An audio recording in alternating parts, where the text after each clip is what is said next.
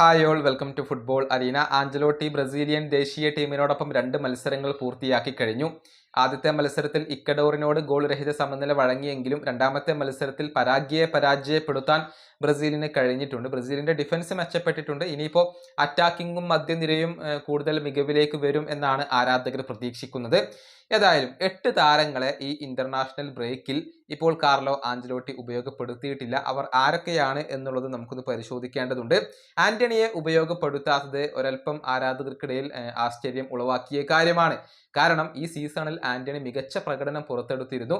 അതുകൊണ്ട് തന്നെ പകരക്കാരന്റെ റോളിൽ എങ്കിലും ആന്റണിക്ക് അവസരം ലഭിക്കുമെന്നായിരുന്നു ആരാധകർ പ്രതീക്ഷിച്ചിരുന്നത്. എന്നാൽ കാർലോ ആഞ്ചലോട്ടി ആന്റണിയെ കളിപ്പിച്ചിട്ടില്ല. അതുപോലെ തന്നെ എഡേഴ്സണ് അവസരം ലഭിച്ചിട്ടില്ല. ആൻഡ്രിയാസ് പെരേരയ്ക്ക് അവസരം ലഭിച്ചിട്ടില്ല എന്നുള്ളതും എടുത്തു പറയേണ്ട കാര്യമാണ്. കാരണം തുടക്കത്തിൽ കാർലോ ആഞ്ചലോട്ടി ട്രെയിനിങ്ങിലൊക്കെ ആൻഡ്രിയാസ് പെരേരയെ ഉപയോഗപ്പെടുത്തിയിരുന്നു. പക്ഷേ കളിപ്പിക്കാൻ അദ്ദേഹം തയ്യാറായിരുന്നില്ല.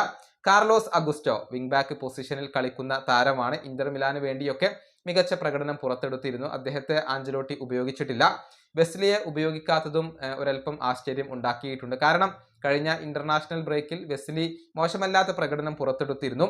അതുപോലെ തന്നെ ലിയോ ഓർട്ടിസ്, ഗോൾ കീപ്പർമാരായ ബെൻഡോ, ഹ്യൂഗോ സൗസ എന്നിവരെയും ആഞ്ചലോട്ടി ഉപയോഗപ്പെടുത്തിയിട്ടില്ല. ഇങ്ങനെ 8 താരങ്ങളെ അദ്ദേഹം ഉപയോഗപ്പെടുത്തിയിട്ടില്ല എന്നുള്ളതാണ്. ഏതായാലും അടുത്ത ബ്രേക്കിൽ ഈ താരങ്ങൾക്ക് അവസരം ലഭിക്കുമോ ഇല്ലയോ എന്നുള്ളതൊക്കെ കാത്തിരുന്ന് കാണേണ്ട കാര്യമാണ്. ഈ വീഡിയോയുടെ അവസാനിപ്പിക്കുന്നു. അടുത്ത ടീമിനെ വീണ്ടും കാണാം.